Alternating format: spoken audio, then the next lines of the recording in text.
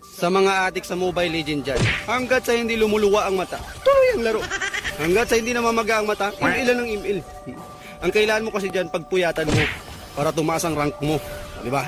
Laruan mo ng Mobile Legends mga 1 week. Walang tulog-tulog, panigurado, mythic ka na rin. Tapos anemic ka na rin. Yung dugo mo, kalimitan puti na. Pati yung mata mo, magiging puti na rin yan. Pagkagising sa umaga, email agad.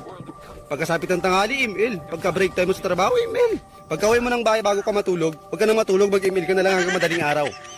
Para puyat na puyat ka. Para maga na maga yung mata mo talaga. At least, hindi man tumaas yung rank mo, tumaas naman yung ano mo, yung eyebag mo.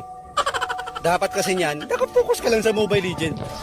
Kahit na may trabaho ka, mag-Mobile Legends ka pa rin. Para tanggalin ka na sa trabaho mo. Yung iba nga kapag naglaro ng Mobile Legends, talagang may kasamang puso eh. Kahit na inaaway na ng asawa, tuloy pa rin ang laro. Anong asawa-asawa? Mobile Legends to, asawa ka lang.